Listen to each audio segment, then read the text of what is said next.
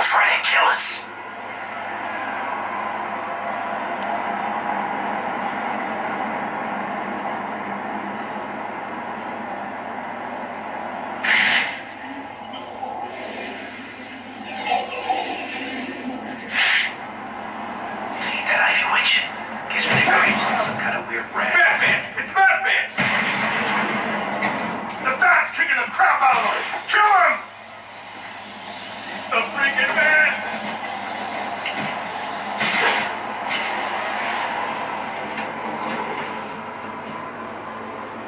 Alright, so without Batman's... Shut up, Batman.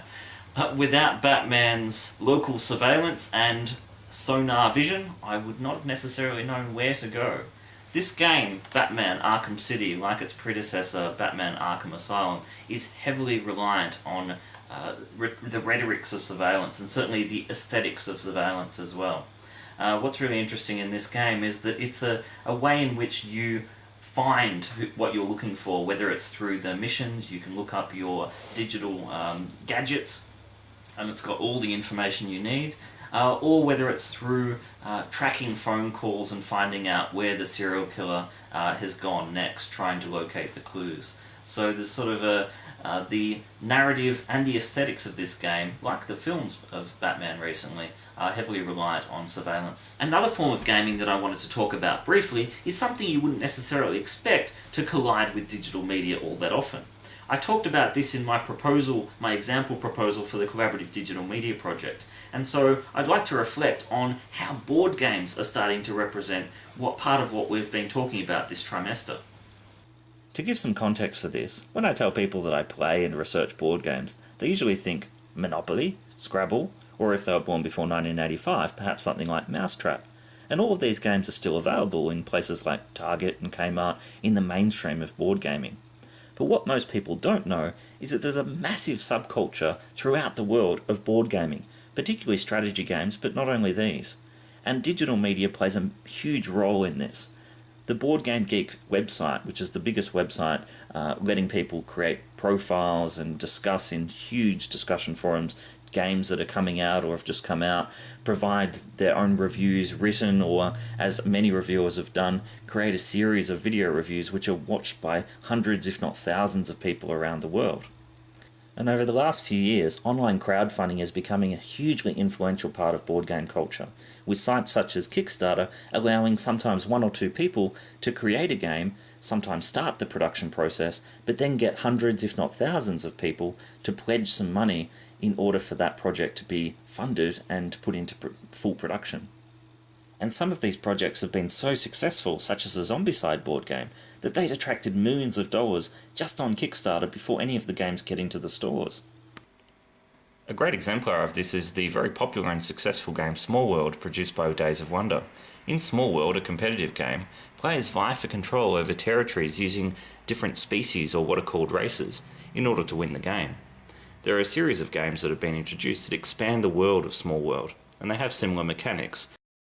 Small World Realms, for instance, offers a bit more flexibility in a modular system where players essentially set up the board. In an even more interactive form, some of the expansions, and there have been many expansions for Small World, some of the expansions have actually originated with fans, such as the Small World Tales and Legends card pack, which supplements the game. It's not a separate game itself, but essentially it shows the participatory nature of digital media, where someone's designed something and it's been adopted officially by the company. And highlighting the growing relationship between digital media and board game culture even further, Days of Wonder has recently used a very successful Kickstarter project to upgrade their Small World iPad application, an adaptation of their board game for the digital world. And you can see here that you can play with multiple players, essentially the same game, but through a different medium with perhaps more mobility and flexibility. And despite all this online activity, I have to admit that I was a little bit surprised when I saw a new board game like The Social Game. This game, quite clearly, is influenced by various elements of contemporary social media. It's not the most complex of games, so I thought I'd give you a quick overview of what's involved in gameplay as best I can in a few seconds. Essentially, this game is a competitive game, a point that I'll come back to at the end. And so in this board game, you are playing as a user of the fictional social media program Status. And to quote the rulebook, you are trying to get the highest consensus from your fans to win the discussion. Then you can spend your reputation to make your profile the most popular on the web and have the greatest number of friends.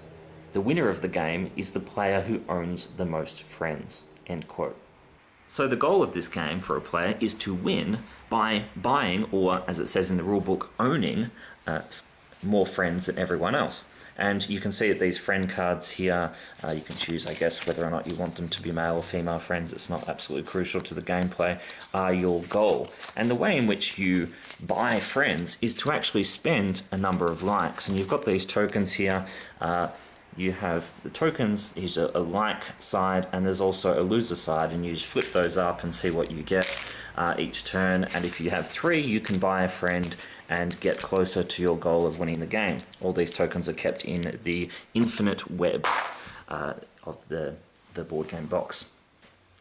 Another element of this game, and it's a game for 3 to 8 players, is to start with a profile. And you start with one profile. You might collect more as the game goes on, but you can see here that there is a playfulness in its appropriation of various stereotypes of the nerd, and each of these profiles has a superpower that you can employ throughout the game. The nerd, you've got the poser, bookworm.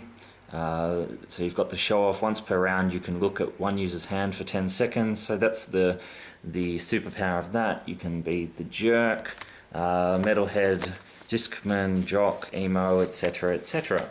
What's quite significant here in terms of ideology is that there are only, out of a rather large pile of profile cards, there are only 3 that are clearly identified as female profiles, and you've got very gendered representation here, quite feminine characteristics given to the cosplayer of the cheerleader, that's another one there, humiliation being the superpower, presumably you humiliate other players, and it's the supermodel, which kind of speaks for itself. Another element of this game is that each round we have one troll. One player is the troll, and they get these 2 cards, and the troll is essentially, it's a good thing to be the troll. You administer the game rounds, and you can tag one player using this card during a round, and you essentially compete to try and steal their likes. Now, it's interesting that this part of the game is called discussion, even though you are essentially competing and trying to steal someone's likes so that you can get an advantage in the game. And I'll just give you a look at some of these other cards here. These are the posts that can be played throughout the game. What's really interesting in this game is you can also form alliances. So you might form temporary alliances with people to benefit yourself, but also them, and more importantly, disadvantage other players. So while it is a game about social media and you might expect it to be about cooperation, you actually find yourself in more of a survivor scenario where you are forming alliances, trying to win and defeat the other players. And that's the point that I wanted to end on, because while we expect social media to be a somewhat participatory and democratizing force, as we've been talking about this trimester, this game, it's all about winning. And if you can be the troll, and you can get more likes, you can buy more friends, you own more friends, and you win. And that's a very interesting discourse around social media in a board game. Now, it's important to acknowledge that the way in which a game is designed is not necessarily the way in which it is played. Just as in the way in which a book is written or a film is made, we might have resistant readings and we might read against the text in certain ways. And that's an important point to note. Nonetheless, the conventions of a board game, or in the language of board games, the mechanics, certainly do generate certain meanings and position the users or the players to use the game in certain ways. So it could well be that the exaggerated visual depiction of the profiles in this game, those cards that have the stereotypes, might actually be argued to be acknowledged as stereotypes because of the exaggerated artwork of the game.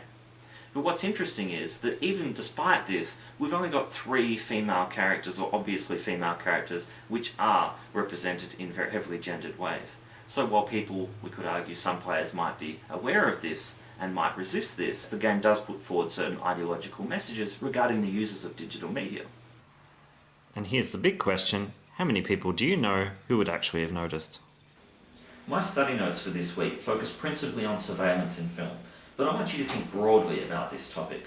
What's great about finishing this unit with this module about how new media is mediated is that we can go back over all the different topics we've looked at and think about how they are negotiated through different media forms.